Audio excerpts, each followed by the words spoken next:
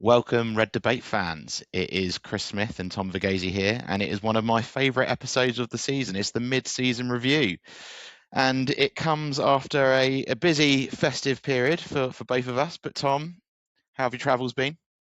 Yeah, good mate. Good. Hosted Christmas up here for the first time. So yeah, busy one. Family up from down south. Nat's family up here. Good. Yeah, yours? Yeah, quiet one. Obviously, baby number three. For listeners who didn't know, we've just had baby number three, so we stayed put. The Irish lot came over a couple of weeks before Christmas, but yeah, just enjoyed the football. I mean, what I would say is that Boxing Day was not the same with Yeah, not a full set of football fixtures, so I didn't rate that. But apart from that, good, and it's nice to see the Reds picking up. I wouldn't say form, but some points. That's nice to see. Um, yeah. but yeah, so format for this one. So we're going to do a little bit differently.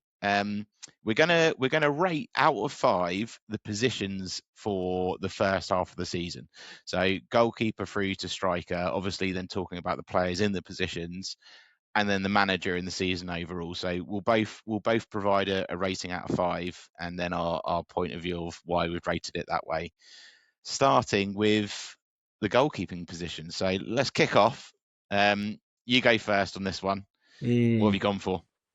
I quite like these midway point reviews. I'll come on to why maybe later, but the goalkeepers, Mamardashvili's played more games than you'd wanted him to. So I'm gonna go 2 out of 5, and that's more of a broad view on the recruitment plus Allison's availability slash lack of. 10 games at this stage of the season. I think he's played 5 Premier League games, 4 Champions League games, and obviously the debut against Southampton in the League Cup. It's about 9 too many for your backup keeper, but we're used to it by now. Allison, it reminds us every time he plays how much we're going to miss him. But I'm underwhelmed by Georgie. I know you are. Yeah, so I'm not going to score it that low because I think my overriding feeling is we've still got Alison Becker, and Mm. Alison of all of the senior personnel seems like the only one who probably is still truly world class. I think I say that with a bit of a bated breath because I'll probably get rinsed for saying this, but I think there's signs of every single one of the others, including Van Dijk, starting to time catch up with them. Yeah. Allison is the one for me who is still here. He's always had these issues with his fitness, which is just bizarre being a goalkeeper. Um, so I'm going to go 3 out of 5, and I think big plus being that Allison's still Allison. Big negative is I think Kelleher was better than or is better than Mamardashvili. The only thing I would say though is that he hasn't played particularly badly, No. Mamardashvili. It just doesn't suit our style of football, I think.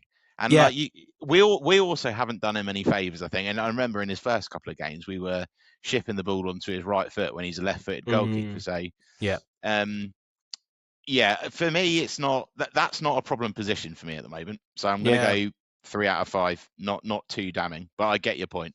Fair enough. Yeah, I also feel a little bit sorry for him. Strangely, when City slapped us, I thought he had quite a good game. Um, and Yeah. there's been a number of saves. He played quite well against Real Madrid as well. There's been a number of saves where you've gone, oh, not even sure Allison would have saved that one, but it's the distribution for me, which goes back to the recruitment point of view. Clearly, if we're trying to build out from the back, you can't have Kanate piss poor on the ball and him. But yeah, I think we could work around it. But yeah, fair enough. 3 out of 5, fair enough. Okay. Right back. Do you want me to go first in this one? You go first, yeah. So this one is a big problem position for me. So I'm going to go 2 out of 5, and I was Mm. thinking about potentially going lower, and it's not even based on the personnel we've got because I mean, it says it all that Frimpong only started his second Premier League game at the weekend, which just availability has been a massive issue in that position. So I like the options that we have there. I like the look of Connor Bradley. I think he's a decent player, and I rate him quite highly. But Mm. to play at the top level for Liverpool, I think you've got to be way more available than Conor Bradley is. And unfortunately, it's the same conversation that we have time and time again, that he takes his chance and then can't capitalise on it. So I've rated it as a 2 out of 5 because I think the personnel we have are good, but we haven't seen enough of Frimpong, certainly not as a right back as well. Conor Bradley can't stay fit. And in all honesty, we've played 5 or 6 right backs there. And I think the big negative is that when Conor Bradley and Frimpong haven't been fit, it takes Szoboszlai, who we'll come to, but in my opinion is by far our best player of the season, either into the right back role himself or doing a different role than what should be getting the best out of him, or the same applies to Curtis Jones. So for me, that is a big problem position, and I've not been happy. Also, I would say the recruitment, I think, wasn't ideal to replace Trent with Frimpong, which isn't a slight against Frimpong. It's just a complete pivot away from how we play the game of football. Yeah. It's like you pinched my show notes for that one, mate, and even down to the score, which obviously is arbitrary. It depends how you approach the question. But I think you can't approach a Liverpool right-back question this season without bringing Trent up. I mean, we were always going to really miss him. I think based on how he left, etc., and the mood around the place, certainly the mood around Anfield towards him, I think that sort of glosses the fact that we really missed the player. And I think that's felt like a little bit of a taboo subject to talk about how much we miss Trent. As a footballer, you know, we talked, didn't we, about replacing Salah's goals in the aggregate or whatever in totality. You got to replace Trent's output as well. And with the recruitment, we quite clearly tried to go down the flying fullback route. I liked the Frimpong signing. I still do. I think he had a quiet start and it's been interrupted by injury. I also quite like Conor Bradley. I must admit, not as much as you. I don't necessarily see him as a long-term top-tier fullback. Injury's probably the main reason. But I've gone 2 out of 5 for this section. I was very close to giving a 2.5, with the extra 0.5 alone being for Conor Bradley's annual world-class performance against Real Madrid. Can we play him every week? Yeah. But the very fact that the second best right back performance of the season was Szoboszlai against Newcastle says enough, doesn't it? When realistically the options are Frimpong / Bradley, not sure what order Slot has those two in. Szoboszlai, Curtis Jones, Joe Gomez, they've all done bits there. I don't know. It feels like a position we've recruited into, but we might well need to recruit into again quite quickly. Which again, I was just about to say the same. Yeah, I'd be shocked if we're not looking at adding another target into the list there. Yeah. I mean, given how much we're talking about set pieces and them being problematic, we'll come on to left back obviously. But the fact that our recruitment includes 2 5'7". Well, Frimpong's barely even 5'7", isn't he? Frimpong's probably 5'5". 2 very small lads, and we've moved away from this sort of Guardiola Arteta model of putting fullbacks in centre backs in one of the fullback positions unless Gomez plays. I think summary of events. I quite like Frimpong, quite like Bradley, but I do think we'll probably need to re-recruit there. Yep. All right, centre back, you go. I've got 2.5, which feels generous now that I'm looking at all of my numbers in Good God. fullness. Yeah, I think I'm one of the remaining Liverpool fans that's still... not one of the remaining Liverpool fans, but I still think Virgil's absolute top draw, regardless of a decline. I mean, I think he's declining from a point at which he's arguably the best centre-back I've ever seen play. I still think he's fantastic. He's being asked to do a lot more work than he had been in years gone by. But I know he's had a number of high-profile mistakes, or not high-profile, but ones that, as he references himself in the media recently, he was talking about advising Mamardashvili not to go on social media after his second red card and so on. And Virgil will have seen the fact that any mishap gets put all over Twitter, and the neutrals love to dig him out. But I still think, regardless of the number of viral sort of mistakes he's made, I still think he's a top tier defender. Thought experiment for you. If we had a Champions League final tomorrow, you could replace him by just picking any other centre back in world football, would you pick anyone ahead of him? No. For a one-off game. How about for the remainder of this season? Would you swap him for anyone else for the remainder of this season? No, I still wouldn't. I wouldn't either. And I say that with full sincerity. I know opposition fans love to disagree and chuck Gabriel Saliba into the mix. Like them both, but for what Virgil brings, I think he's shown himself as a great captain as well in response to various different situations, Jota's kids, the Salah thing.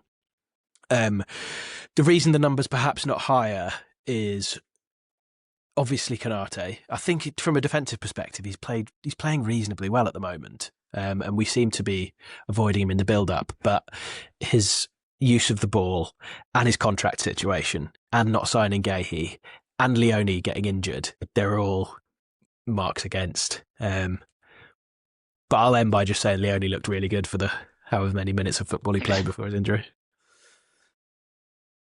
I think that's a generous mark from you there. However, I do agree with what you said about Virgil. So I've gone for a pretty harsh 1.5, which again, I feel isn't a reflection of the personnel we have necessarily. It's just the situation we're in.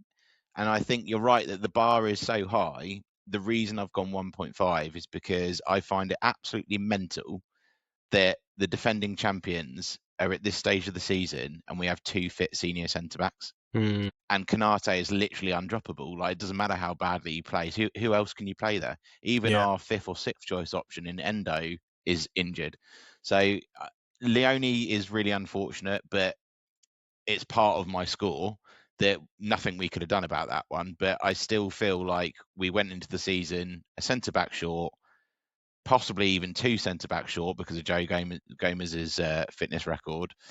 And that combined with the form of Konate and Van Dijk over certain periods of the season with the high-profile mistakes. And I think the biggest one for me is the set-piece issue.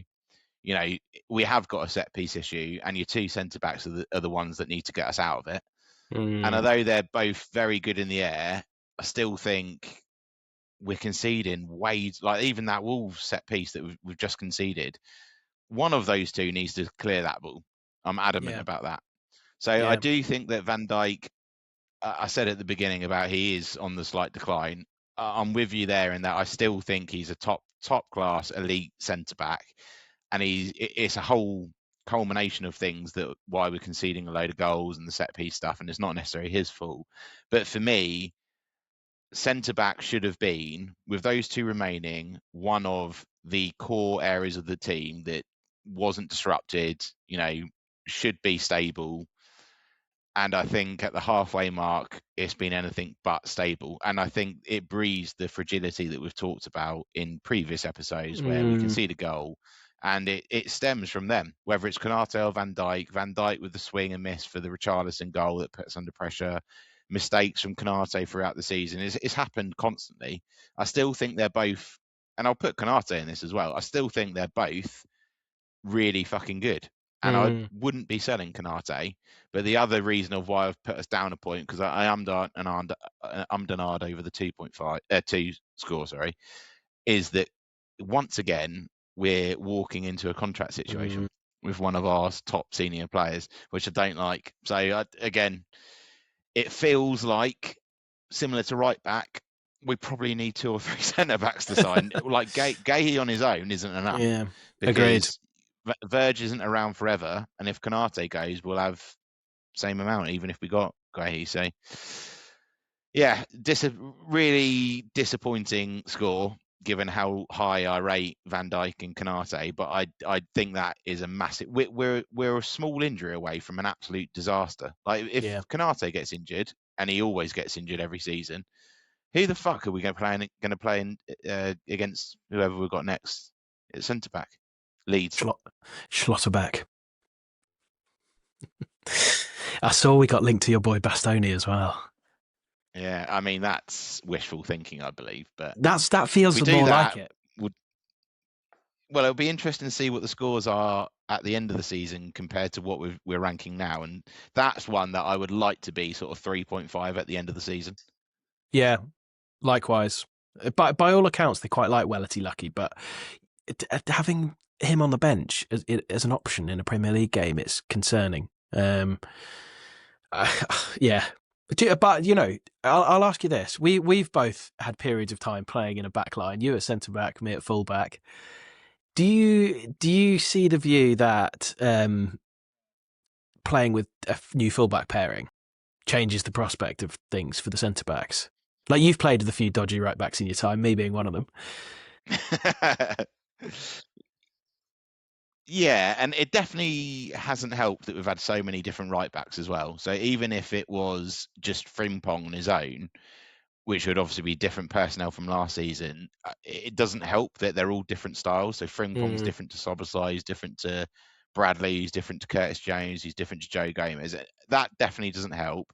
Same with the left hand side. Obviously, Kerkez coming in ahead of Robertson, but I don't think that's been the downfall of the problems really. Like a lot of the issues that we've had, if you look at the last 10 games, it's been unbelievably bad decision making that has been individual errors that have led to goals. It's Mm. been sloppy mistakes at the back, which you could argue, we don't concede many goals where someone's completely played through us and got No, behind the right back no, and the right, like Konate and whoever the right back is, and vice versa on the left.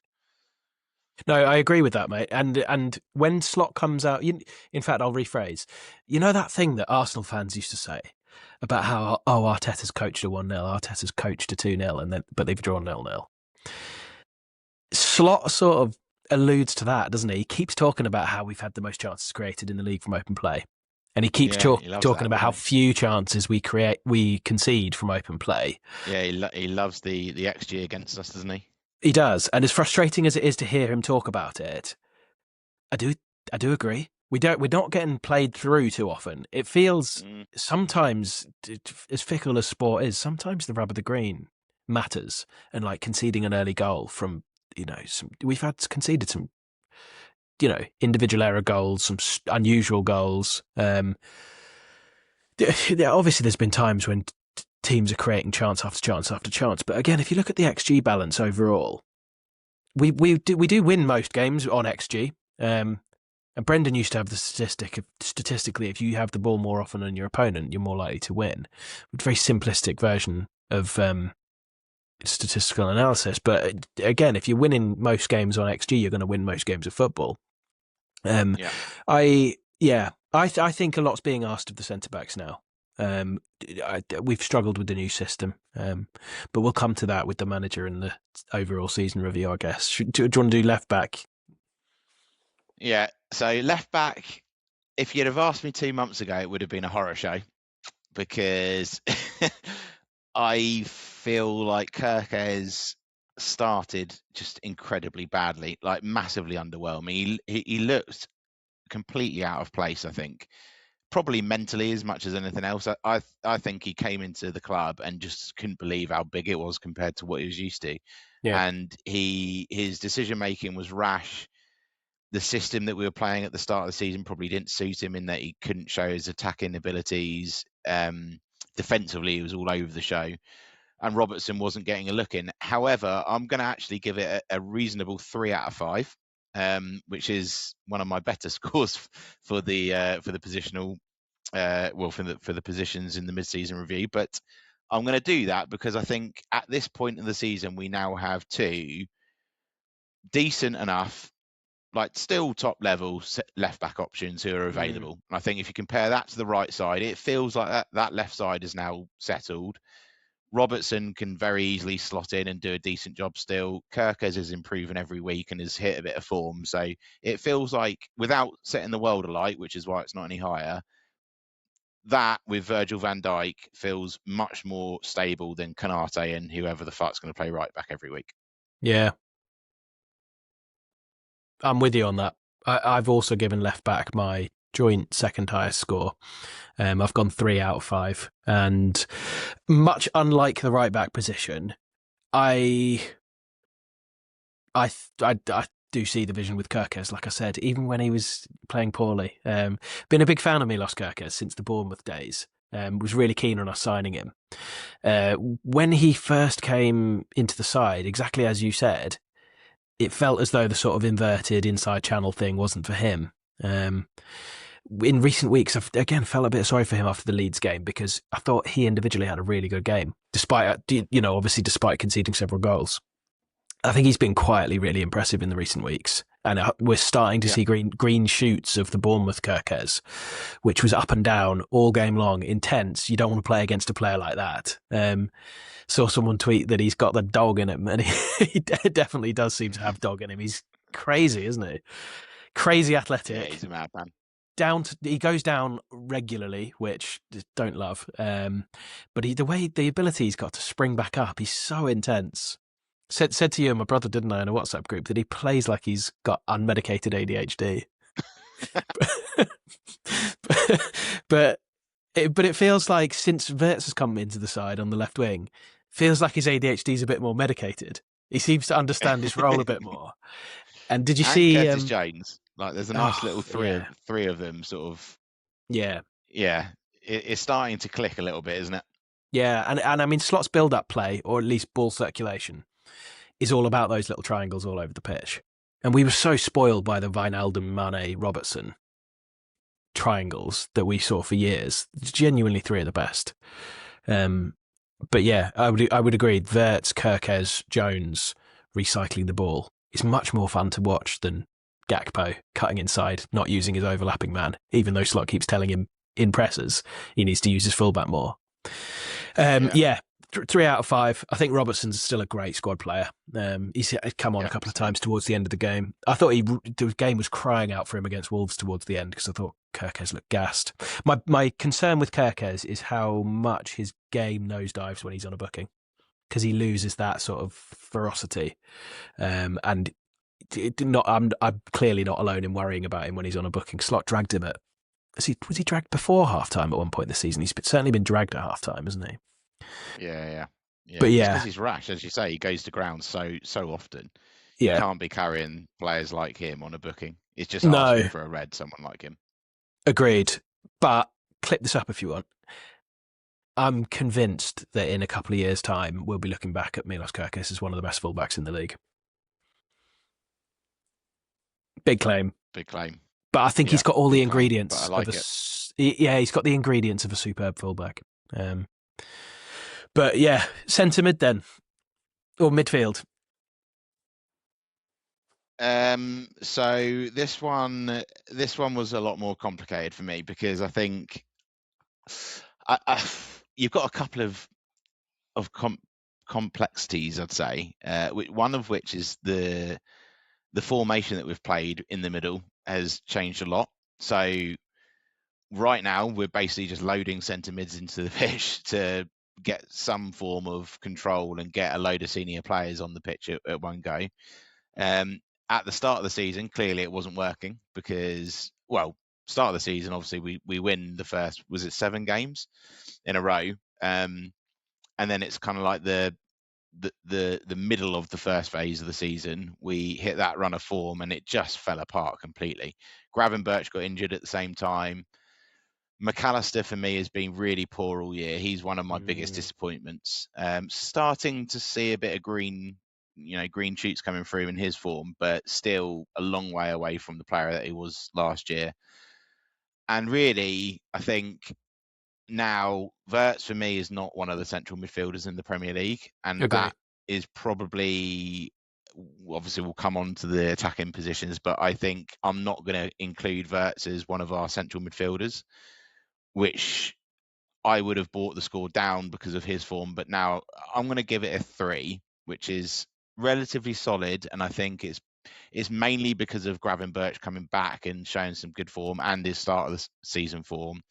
Curtis Jones also coming in, and I think has been absolutely excellent in the last month or two.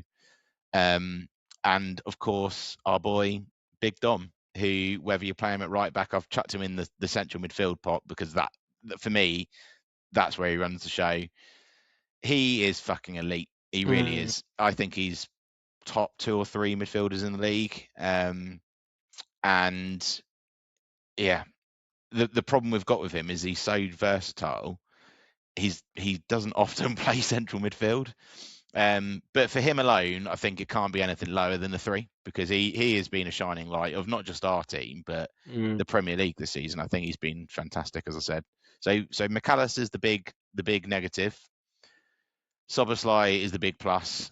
And then I think now Wirtz isn't included as one of those 3 central midfielders. Much better positionally. We're much more solid. Still don't have great control, but also Gravenberch scoring a few goals this season, which is nice. But I would like to see the other midfielders score some as well. I don't think Jones has scored yet this season, has he?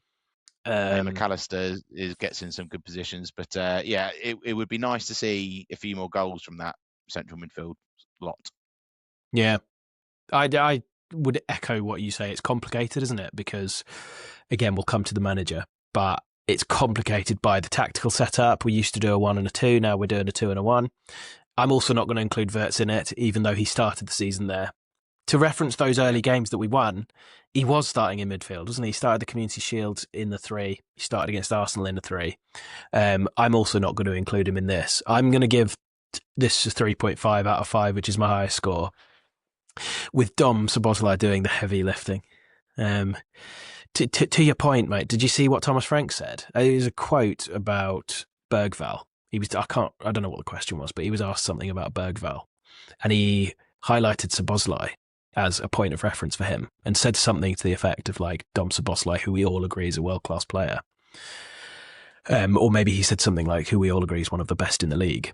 Which it just clearly is. We're talking about one of the Premier League standout performers this season in a Liverpool team who've been absolute turgid at times. I wouldn't imagine where we'd be without him.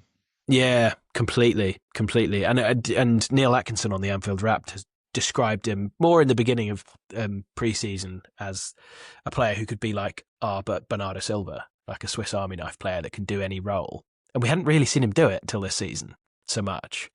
But but wherever you want to play him, you know for a fact he's going to run all game long for you. You know for a fact he's going to physically dominate his opponent, whoever he comes up against, even if it's your Joe Lintons and Brunos. But yeah, it's his ability to control the tempo of a game that's impressed me this season. Remember when obviously we signed him and he was like a tricky winger doing step overs and he had the slick Euro trash super gelled haircut. Yeah. And I remember the Hungary manager saying that he has the makings of a 6. And I remember thinking, what? Really? This is a tricky winger with a long shot on him. But his ability at the deepest points in our midfield has been really interesting. Because in recent weeks we've been the build-up looks different. There's been a lot of Curtis Jones coming deeper to collect the ball, a lot of Szoboszlai coming deeper to collect the ball, whereas at the beginning of last season, it was all just in through Gravenberch. And we've had to adapt to that as teams have adapted to us. I think it's taken a little bit of a shine off Gravenberch. But that said, I do think he's been one of our better players this season. He's certainly one of our most fun players to watch, adding to the goals. But yeah, I would agree, McAllister hasn't been at the races. Who knows what that's about? But yeah, I think McAllister's such a good footballer that when he's playing well, we're playing well. Like if I was to say to you, McAllister's got man of the match in the game, we won it. He has that much influence over a football match when he's playing well, but he hasn't quite reached it this season. But yeah, agree. Curtis has been fun. Glad to see him getting more of a run in the team. I think he's a deserved starter at the moment, and hopefully he makes the plane for England. But don't really care as much about that as us kicking on and having a good end of season. But yeah, do you want to? You go first on the next one, so because it's a toughie. Yeah. So right wing or like right side forward, go on.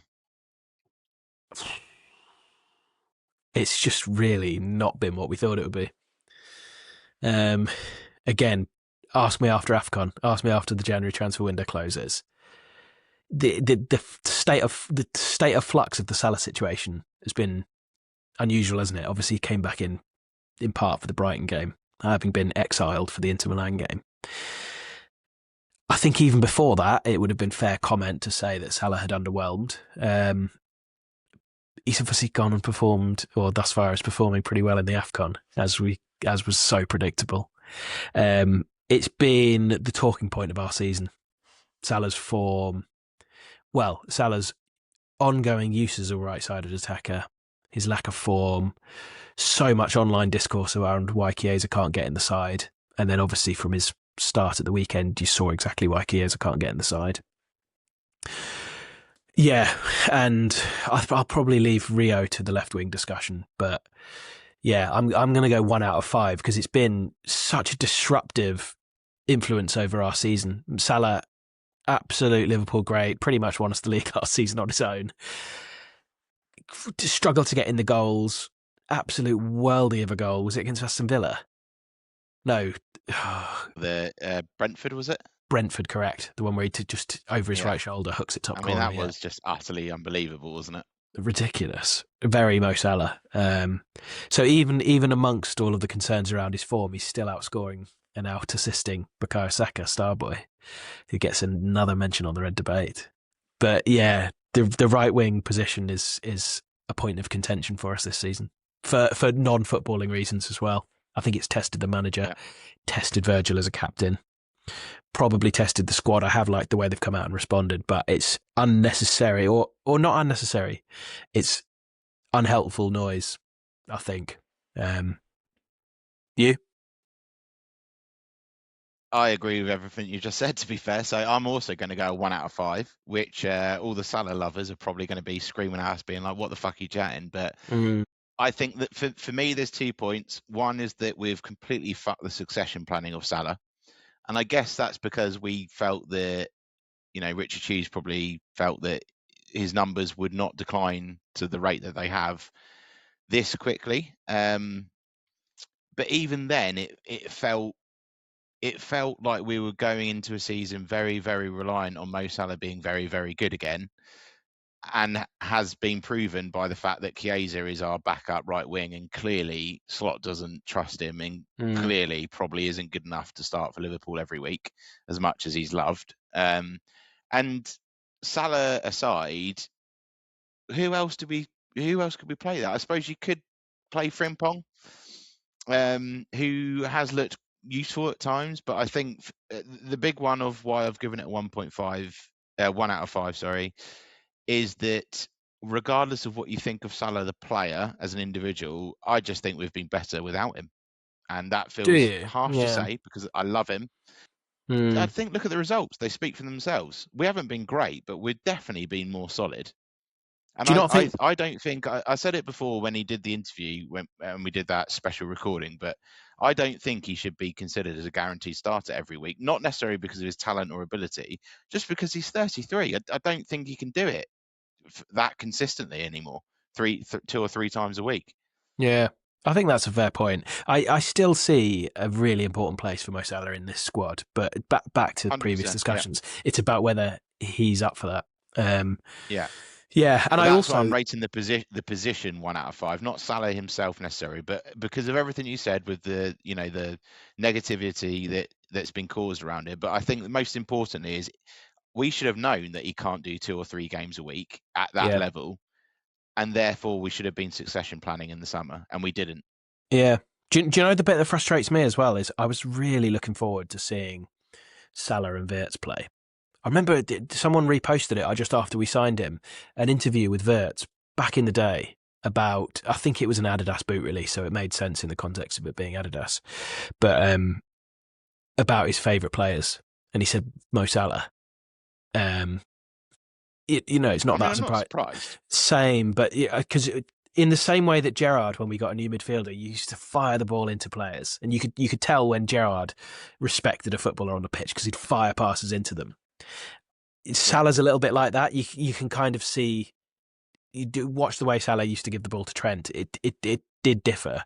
I thought we were going to see some of that sort of player to player respect between Salah and Wirtz and some really interesting link up play. We're yet to really see it. But I fairness, also, though, I do think part of that is that Salah's finishing has been dog shit this season, And Yeah, there are I can't remember exactly who they were against, but there was a Wirtz like backheel flick earlier in the Chelsea. season that set Salah. Yes, that's the one. Chelsea, And Salah yeah. fluffed it. Like that's happened Mm, 2 or 3 times. And again, when everyone was giving Wirtz grief for the the 007 games, no assists, no goals. A lot of that was down to Salah's finishing being absolute dog shit because he did have mm, some good chances. And I think if that had have clicked, obviously you don't know what would happen, but it felt like that was part of the whole thing of Wirtz being under early pressure, Salah's form sort of deteriorating. If he takes those chances early on, it wouldn't have yeah. impacted the games because we were winning at the time anyway. But the form and momentum that we would have built and the connection that they would have built would have been totally different. Agreed. Well, and we're so used to seeing the net bulge from those positions. To that Chelsea point, exactly. Salah clean through on the right hand side. We're just so used to that ball getting whipped top left, and the net bulging. But yeah, it's been a tough season for Mo for sure on emotional terms as well. But I do agree with your point around the succession planning. I can't believe I'm mentioning Josh Abe again on a podcast. Unless the succession planning was Isak and Ekitike, and we were moving away from a right-sided forward, in which case maybe Mo is right that the club don't see him as a long-term option because that's not the formation we're going to play. But I find that really difficult to believe. So I kind of do and kind of don't, because as you say, Mo sort of referenced that, alluded to that. Like, obviously, we don't know what's been said behind closed doors. We don't know what's been going on in contract discussions, etc. But it did feel like there was maybe something bigger to it. Maybe we are moving away from having a right-sided forward. But again, same with the centre-back thing. Let's see come close of the window. Yeah. All right. Yeah, left Maybe wing. it's the other side, I guess. Yeah, Do you want me to go first on this one? I'll start by saying I'd give left wing 5 out of 5 if we get Bradley Barcola. No, I'm joking. You can't count new signings in the mid-season review. Yeah, fair. Or hypothetical signings. Richard Hughes' build-up play takes it up to a 5 if we get Bradley in. I love him. Yeah. Absolutely love him. No, I think that one's unrealistic, especially for January. But left wing, I put 1 out of 5. That said, I kind of forgot to include Florian Wirtz in it, and we've gone past the centre mid, and I told you I didn't include Florian Wirtz in that. Wirtz's recent performances. Let's go back to obviously he was really good in the Champions League games, but it did feel like the Premier League adaptation was going to be the tougher of the two adaptations for him. I can't believe, I'm gutted he didn't get that Sunderland goal, because that is just exactly what we thought we were getting. Jinking round players, shift to the body. Obviously, it goes down as an own goal, but I think since then he's really playing well in the league, and he's been so fun to watch. As I say, I did describe left wing as 1 out of 5. I'm going to be reactionary and describe it as 3 out of 5 on the basis of Florian Wirtz's recent form there, because it is a big swing. But at the end of the day, it's been a weird season. It hasn't been an unenjoyable season for me, and Florian Wirtz, pretty much, along with Ekitike, who's also drifted into those left-wing positions. The reason it hasn't been a wholly unenjoyable season is those two have been so fun to watch, however shit we've been. The reason I'd given a 1 out of 5 initially is because of the Gakpo Rio thing. Didn't recruit. We didn't get my boy Bradley Barcola in the summer because we were told that Rio's pathway was going to get blocked, and then he doesn't use him. Gakpo's just been doing my head in. I thought I was getting frustrated watching Luis Diaz because of his unpredictable approach, but we really miss it. Told you this in the summer. You did. I'll hold my hand up, mate. I apologise on camera. Yeah, we miss Diaz, his intensity. Gakpo's predictability is just getting frustrating to watch. I like Cody Gakpo. I think he's a good player, but. Yeah, it hasn't quite. It doesn't look like it works between him and Kerkez. What do you think? So I'm gonna stick with my original answer, despite also obviously not including Wirtz in the central midfield roles, and go with 1.5. And I think that is a 1.5 with a very high ceiling, and I think it could be as high as like a 4.5 at the end of the season. But right now, I think Wirtz. I love him. I think he's going to be amazing. I really do, and I think his form over the last month has been, I wouldn't say sensational, but certainly showing why we bought him. Part of that is because of the change in midfield, and I think it is completely clear now that he is not a Premier League central midfielder in the system that we play anyway. But I also don't think he's a left winger, so he's left in this role where I kind of feel like we need to unlock him somehow. I don't want to see him playing left wing for the rest of the season. I'll be completely honest. If that's the only way we get him in the team, fine. Yeah. But I still don't want to see that. I don't think that's his best position, and I think it nullifies us to a degree. Do you not think he's one of those footballers that's so good that the positional, the position that he's lined up in on live score or FootMob before the kickoff becomes a bit nominal? Yeah, like because effectively he's drifts. operating, and he's operating in those sort of left-sided 10, high 8, whatever you want to call it, spaces anyway. With Kerkez providing the width, and that's one positive for Kerkez. He does get up and down all game and does provide that speed on the overlap that Wirtz lacks, because he's like not quick, is he? No, but I know what you mean. Beat a man. Yeah. But I still think, regardless of that, I still think if we can get a top left winger, like a proper left inside forward who can contribute a lot of goals as well, that will just make Wirtz's job easier, as it is anyway. But my low score is purely because of Gakpo. I think you're right. Rio and Gamo is fun, but not being used, and arguably rightly not trusted because of the situation that we're currently in. Gakpo, I think I referenced it maybe a month ago about what's been one of the biggest disappointments this season. Cody Gakpo is up there for me because he's clearly a trusted lieutenant of Arne Slot's with the Dutch connection. He's solid enough defensively, but he is so fucking frustrating. It kills me. Because he literally does the same thing. It's like insanity, isn't it? He just does the same thing over and over again. And when on his day when he's on good form, it's really effective. But I just think it's not working at the moment. People have sussed him out, and it's becoming inhibiting because it just narrows everything up. It cuts off all the options, and the move inevitably dies. So he's frustrating for the same reason. He's one of the big problems we've got. He's frustrating for that reason as well, though, because he's such a good player.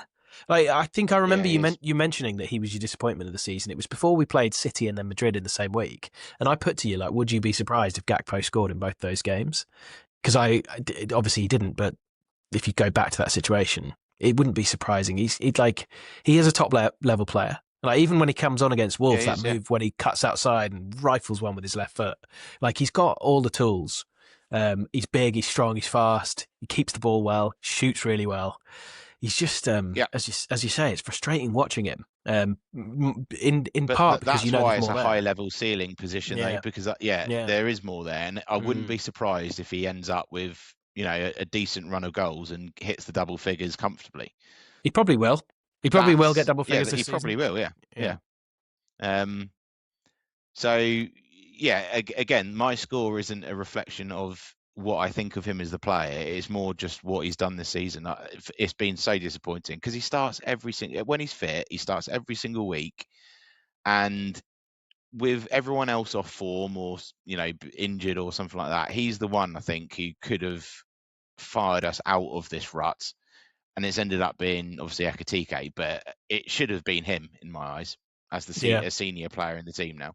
Yeah. And a lot of it comes back to the manager, though, doesn't it? Like, he just plays whenever he's fit.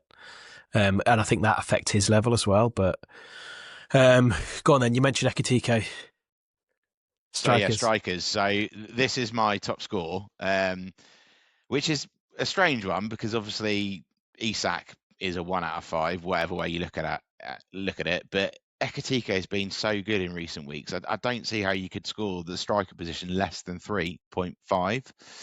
So I've gone 3.5 out of 5. Obviously, he's not like Haaland levels of scoring, but given what the expectations were for him compared to Isak, he is massively overexceeded what I thought he could do. Not necessarily in the talent that he's got, but just the impact that he'd have this season. He seems to have every tool that you could possibly want, which again, I thought we were getting sort of like a tall, rangy dribbler who had a couple of tricks in the bag who could finish. And actually, he's added strength. He's added quite a significant amount of pace. He's clearly got an eye for goal of different types of finishes. Fox in the box as well as running in and shooting from further out. And also his link-up play is way better than I thought it was going to be. There's, dare I say, some Firmino-esque touches that bring other players into play. So again, the partnership between him and Wirtz, I think, in the second half of the season is going to be absolutely critical. The only reason it's not higher than 3.5 is that on the flip side, Isak has been an absolute disaster signing so far. I don't think anyone. I'd argue against anyone who would say anything differently to that. And that doesn't mean he can't go on to be a future success. I think he will, but we just can't get him on the pitch. And when he is on the pitch, apart from the odd flash aside, obviously he took his goal really well and unfortunately got injured against Spurs, but he's been dog shit. He's not fit enough. He's looked completely off the pace. His touch isn't there, and we've really struggled to even get him involved in the game. More often than not. But Ekitike has been a massive shining light. Along with Szoboszlai, I'd say that he is probably the second sort of green shoot that we've got to pull on, and is in a really good run of form that takes us nicely into the new year, with Arsenal incoming shortly. Yeah, injury affected. Though we are at our end. By all accounts, Isak's not out for as long as we thought he might be. I don't know how they project these things, but supposedly his surgery went well. We could be looking at sort of March, April. I've scored the striker. Given how long it took him to get up to speed from the first round, he's not going to be match fit in March, is he? Realistically, no. But it's almost just the numbers as well. Because like we said last week, as fun as Wirtz and Ekitike have been, they can't finish 90. But Ekitike is going to be asked to twice a week now. He's going to have to. I've gone 3 out of 5. It probably... I'm overall very happy with the signing of Isak. You've got to hope he comes back from an ankle injury. Well, ankle and fibula injury. You've got to hope he comes back the same player. But he certainly didn't arrive the same player that we saw from Newcastle last season. He basically just hasn't got started, and we're at the end of the year, calendar year. Ekitike, however, I think we're looking at one of the future best strikers in world football. If not currently. I mean, France have got an absolute embarrassment of riches, so who knows what will happen to his role in the national team. But when he has played, he's for France, you see that link-up play with Mbappe. And again, going back to that footballers on wavelengths, you see that quick interplay that he does with Mbappe. It's been really nice to see him doing that in the sort of left channel with Wirtz for the goal at the weekend, and with Curtis Jones when dropping deep. But he's just such a good footballer. So good. He's so fun to watch as well. And again, much like Kerkez was reflecting on what a Bournemouth fan had said on maybe a Liverpool podcast, I can't remember, but about how Kerkez had a slow start when they first signed him, and then all of a sudden, just sort of week after week, started churning out really solid performances.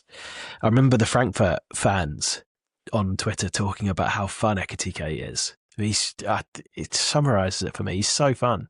He seems like a great guy. He's got like a really enjoyable skill set.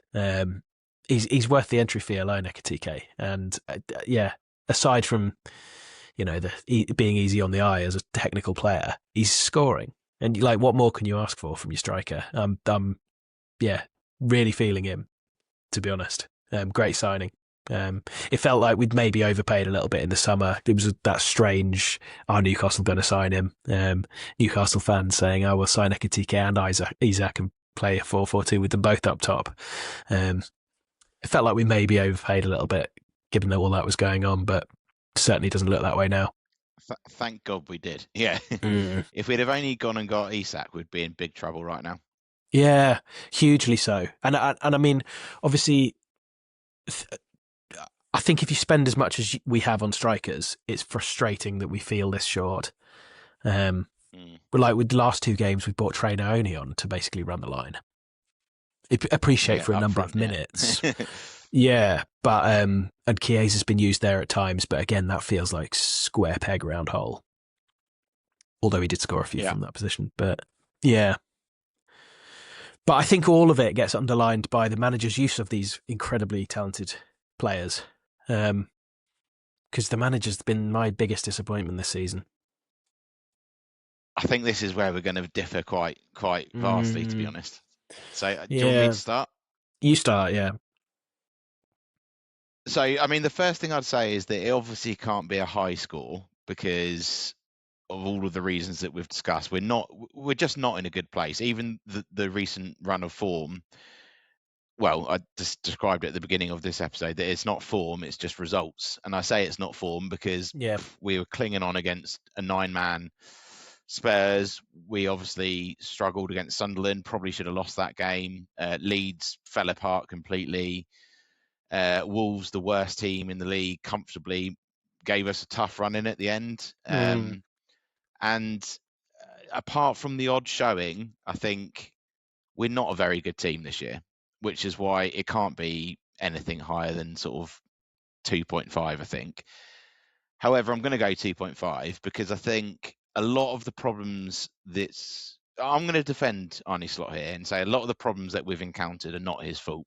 And I think individual in-game mistakes are things that he cannot do anything about. yeah. The team that he's been given by Richard Hughes, he cannot do anything about. And I think we've said it numerous times, but I think he was given a bit of a shit bag of tools, to be honest. Obviously, we spent a ton of money, but if you look at the squad as its whole, we didn't replace Trent like for like, whatever you think of the Frimpong signing. We didn't replace Diaz at all. And we've got another contract situation which we had last year. It's like it just feels ridiculous that we're the champions, that we've spent all this money and we've still got quite obvious holes. Yeah, And I think a lot of what he has done, he's clearly struggled tactically. I think he doesn't know what his best team is because a lot of it is kind of new players who aren't necessarily fit enough. And I think the players that we have spent a lot of money on can't play the 90 minutes. So you mentioned it just there, Wirtz and Ekitike, but obviously Isak is in that bracket as well. yeah. Frimpong hasn't been available. So I'm pretty sure they've not all played together, right? I'm Yeah, almost I certain about don't that. think all of our new signings have started, or even Yeah. maybe even been on the pitch altogether. They perhaps have. Yeah, Can't. exactly. I'm Yeah. not sure if they've all been in the squad at the same time. Mm, So I'm going to go 2.5 because I think he definitely doesn't know what his best team is still. I'm convinced that he doesn't know what our best formation is still as well because of recent performances. However, I think he's handled certain situations well. One of which is obviously the aftermath of the unfortunate events of the summer with Jota. Another one, I think he handled the Salah situation quite well. Whatever's happened there behind closed doors, we don't know. But I think certainly in the media, he's handled the pressure of whatever Salah said, as well as the fact that he was probably at that stage sort of managing his own career on a game-to-game basis where he could have got sacked at any moment. Whether or not that was actually close, we don't know. But again, I think he handles pressure well, and I think he has shown that he will adapt by changing the formation, changing personnel.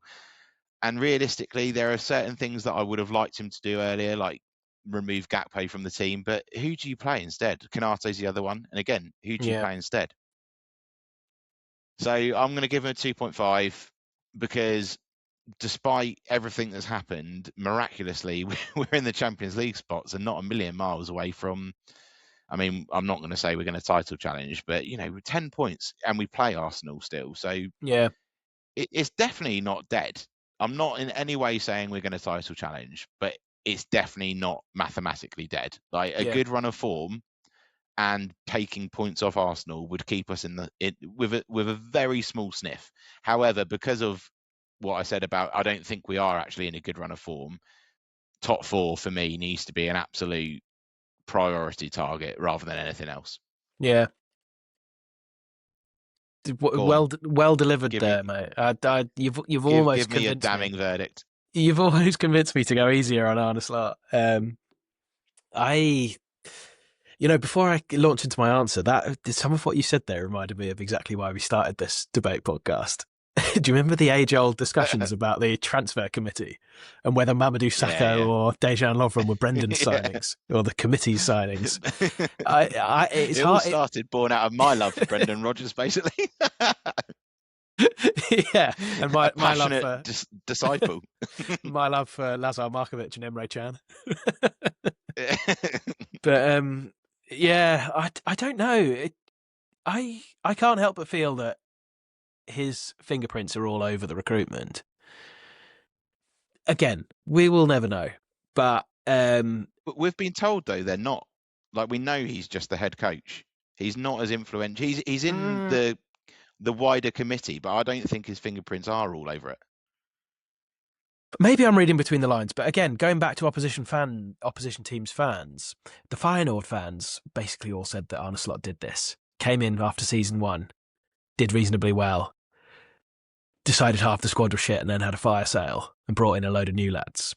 It felt a little bit like his standard setting was demonstrated this summer. The one that surprised me was Endo staying around, but he clearly decided Harvey wasn't for him. He clearly decided Kwanzaa wasn't for him. Moved on so many players. Like, we've had so much upheaval. Who knows really whether it was his ideal sort of squad building? Who knows? And as you've touched on, so much of it comes to like, what is our vision for the attacking positions? I wonder whether from a data point of view they were just looking at trying to replace the numbers. Trent's outgoing numbers, Salah's predictably declining numbers. But the reason I'm going to score Arne a 1.5 out of 5, which I feel like is actually a generous 1.5 out of 5, is he's managed to take the joy out. He's taken the joy out of it for me. We're so fucking But dull. we're fourth. Like, how can it possibly be a 1.5? Mate, you tell because at the start of the season, with that spend, off the back of winning the league, I hoped for and expected a title charge. I agree with you that we're not mathematically dead. And I think if you get into, let's say, April and you're not mathematically out of the title, then you're in a title race. I'm not saying I think we'll be further away from it than you, which is a bit of a swing from how things were previously for us. But I think based on the expectation, it's not just the number of points on the board that concern me, because I completely agree with what you say. It's not necessarily form, but it's results. Because yes, we've been picking points up, but we've been so boring to watch, painful to watch at times. Like you say, this Wolves team are the worst team in Premier League history, and we went 2-0 up, and then they gave us a right scare. Tottenham were down to 9 men, gave us a right scare. Even when we were winning, even when we were top of the league, having won 5 from 5, we were playing terribly. And I just come back to what I say on almost every podcast. Feels like teams worked us out. Slot keeps telling us that teams worked us out, and he's not doing anything about it. There have been differences in how we've been building up recently, but it was just frustrating me. Not only Gakpo with his sort of one-trick pony moves, it felt a little bit like Slot was stuck in that same vice of, I can't work out a way around this, and that's what he's getting paid for me.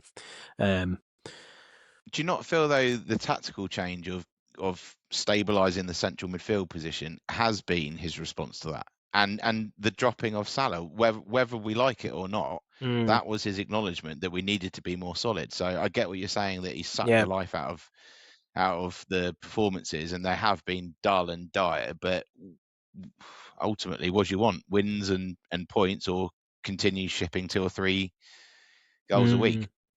I want Joga Benito. I want to be slapping teams 3 and 4. No, well, I still think we can get back to that. I do feel that, but I think, and also, like, this is where I think football's quite fickle. And at the start of the season, first 5-6 games, when he's bringing Engamara off the bench against Newcastle, and we get the last minute winner, when Chiesa scoring last minute winners, when it's going for you. The media at the time, can't remember the exact headlines, but it's all, Slot's tactical genius. He's making the changes and we're getting the points. By all means, we weren't playing well, but you just get the job done at that stage of the season. And I think, obviously, then the start of our bad patch of form began with late goals against us going the other way as well. So I think they're small things that can change, that change the whole narrative of the season. But that's where I think I'm not going to mark him too harshly, because in another world, Chelsea, for example, we draw that Chelsea game, and who knows what would happen Yeah. after that.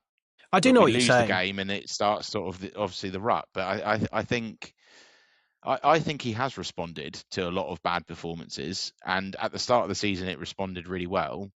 Not so well recently, but I think a lot of our bad form has been down to individual mistakes more than anything he's done differently to set us up or something like that. Do you think he's still got full player buy-in? And I I'll would have been include less Salah. convinced a month ago, but no, clearly I don't think Salah has full player buy-in, but I think that's to be expected, because Salah clearly thinks he should be starting every game, and Slot doesn't necessarily. And that's not to say that Salah will come back from AFCON and potentially start for us every week. I think that's a definite option if he stays. But I do think that the squad response to the Salah situation does probably show that he does have player support. Yeah. Would you disagree with that? I don't know. I don't know Senior what. players, Alisson and co, have come out and supported him. Yeah. I think if he really had lost the dressing room, we'd be in a much worse, like a bit of a toxic state would have happened, given what Salah said. That could Yeah. have really spiraled into a horrible situation. And Yeah. really, it actually died quite quickly, considering what he said was like very extreme, and it came from Mo Salah, biggest football story in the world at that time. It died very quickly because we started winning games. Yeah. Yeah. I mean, results You are. you lose that game to Inter Milan, different story. Yeah. And results are what matters. Again, by all accounts, from those inside the AXA, Slot is absolutely obsessed with the Champions League. So I do, yeah. An away win against Inter at the San Siro was a huge thing at that point. And yes, I have marked him harshly, but I just can't overlook performances like against Nottingham Forest at home. Yeah. Is that him though? Do you know what? It's not that game in as a single entity. Perhaps not. I agree. The players all need to perform for him, but his tactical setup, like I said last week, his tactical setup has been incredibly frustrating. And whilst last season he did, as you say, look as though he was someone who could adapt and respond at half time. Whether it's to do with the fitness of players or not, I don't know. But we're gassing out big time at the end of games this season. Yeah, we are. And is it too much of a sort of mental load on the players, what he's trying to instruct them to do differently? It feels like we've gone from the so-called mentality monsters to mentality minnows.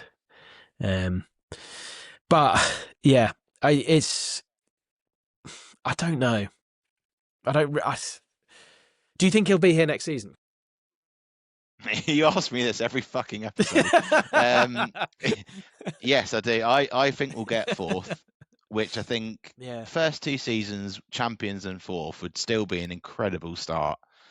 And therefore, I think he will. I'm more confident now that I think he will be here. Yeah. Yeah, the landscape just looks different now to when we first asked the question. Because don't forget, it was before the Inter game that we last discussed this at length. Anyway, I mean, bizarrely, we're looking at a run of form where we've got Leeds next, then we've got Fulham. If we take 6 points from those games, we'll have taken 12 from 12. And that I believe, if we win the next two games, we go into Arsenal full of hopefully confidence, and I reckon the gap will be smaller than 10 points. You think they'll drop points? Arsenal are not playing well. No, I just don't think Arsenal are playing well. They're similarly to us. They're looking really shaky. They're not scoring. I mean, we're scoring more goals than them recently. Most of their goals are fucking own goals at the moment. But yeah, Arsenal aren't the focus, of course, but I'm just saying the league is so tight that the whole picture can change very quickly. And again, it can go the other way. So if we drop points against Leeds again and Fulham beat us, we could soon be down in 8th or 9th again. But it's now looking way healthier. We're clear in 4th now, not just tied with Chelsea. Feels like Ekitike's hit form at the right time. We just need bodies back, basically.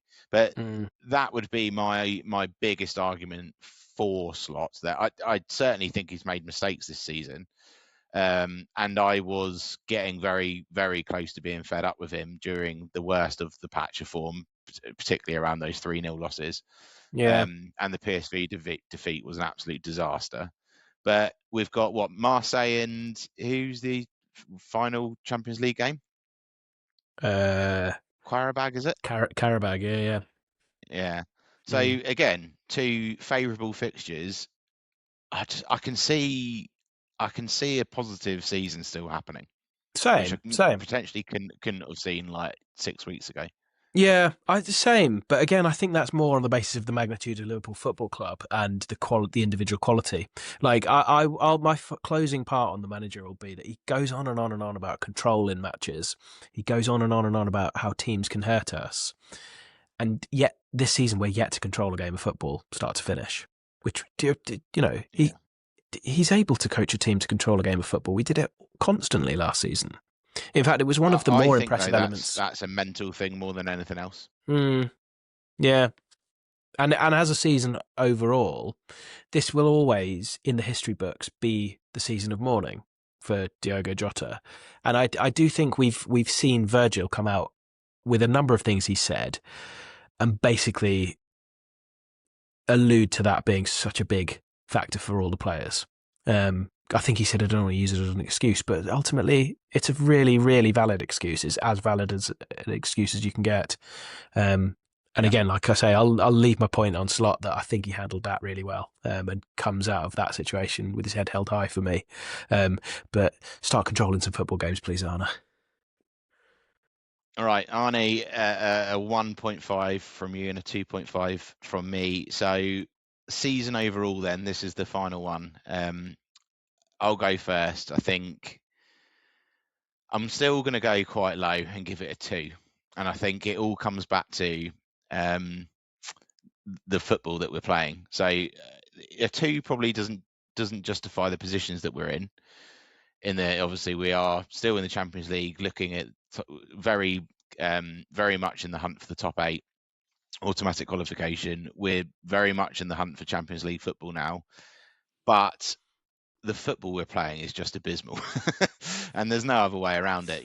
We are picking up points now, but I'm going to go for a 2 because we've seen some truly shocking stuff this season so far.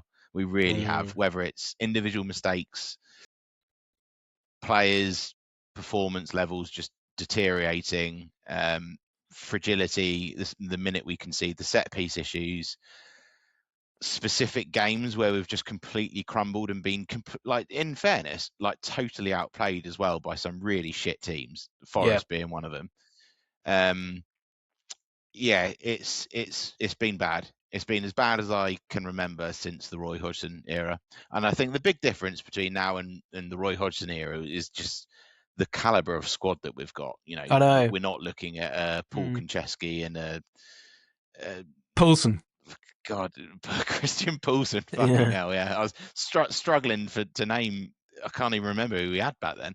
But it was bleak, wasn't it? It's not that bad. We've still got a top-level squad. That's sure it's got holes, but that gives me optimism that we've got enough to do something. Whether that's in the FA Cup or the Champions League, don't know. But I would like to do well in both of those if we can't seriously compete for the league, which it looks unlikely, doesn't it? So 2 out of 5 to round me off, which is pretty low, as I said, but mostly because of the performances that we're putting in at the moment. Like, it feels like we could very feasibly go on another 5, 6, 7, 8 game, not necessarily losing streak, because I think that's unlikely, but continual drop points. It doesn't feel that far off that it could happen again. Yeah. Again, with the fragility of the defensive options, like let's say Virgil gets a season ender. Well, let's hope that doesn't happen. But yeah, I just think this season it's been such a soap opera season. Like if you go back to Klopp leaving and put yourself in the shoes of a neutral, Liverpool's legendary manager leaves. They then hire some Dutch dude that no one had heard of, or people had heard of, but it wasn't a big name. They don't sign anyone. They then win the league. They then go and pretty much break the British record transfer fee twice on players that every neutral would be envious of. And then they have this start to the season. It's soap opera, isn't it? Imagine if that happened to a United post Ferguson or an Arsenal post Wenger. The sense of schadenfreude from the Arsenal fans, the competing rivals this season must be huge, watching us drop off like this. That said, it has been quite fun, as frustrating as it's been. You realise the older you get, don't you, that a football season, they come and go, and they can be part of a bigger story of being a Liverpool fan. It's still really, despite us being shit this season, it's still really fun being on this journey with the club. Like, we've signed some really exciting young players, and as you say, could see a world in which we win quite a few more games this season consecutively and go on to have a really fun season. And then that blip at the start of the season just becomes part of the story. But yeah, I don't want the recent back-to-back 3 points in the league to cloud my overall view of the fact that we've been so disappointing. So disappointing. I'm going to score us a 2 out of 5 for the season. The fact that we threw the League Cup really pissed me off, I know I referenced it before, but one of my, again, talking about being on this journey with the club and with the manager, is a potential growing concern for me, the fact that the youngsters don't get a look in. And I nearly mentioned Josh Abe for the second podcast. The only reason I mentioned him is because we were talking about the right wing. And, we've got a kid in the 15s that every club in the world wants. Oh, sorry, a 15-year-old that every club in the world wants. If you're him looking at game time, that he's giving these lads, Trey Leoni, a minute or two here, Rio, not using him, having been told he's a member of the first team squad. I've got my mind open at least to the possibility that could become a concern. And if Arne is to sort of increase his 1.5 out of 5 for me, the bigger picture thinking needs to be there, because Klopp came in from day one and it was bigger picture thinking. Appreciate that we started at a much lower vantage than Slot did. But yeah, part of that is performance, though, isn't it? Like, ideally, we'd have beaten PSV and the Champions League would be in the bag. So yeah, Qarabag and Marseille, you can play N'Goma in both of those games, or for sure. So I do think a lot of it is just the circumstance of the season. Agreed, but that's why I say I was so pissed off that we threw the League Cup game. I left that game early. I haven't left the game early in years, but let's hope we don't do the same against Barnsley. Yeah, let's see. It's been such a weird season, mate. The Salah thing, the mad run of losses, the fact that we were top of the league, or with the sprinklings of excitement of Wirtz's twinkling toes and Ekitike's brilliance. But yeah, green shoots indeed. All right, well, thanks for listening, everyone. Obviously, feel free to tell us what your thoughts are. We love to hear the debate going on. And otherwise, let's hope for a positive second half of the season, and we'll do it again at the full season review at the end and see what happens. But thanks for listening, and we will see you next time.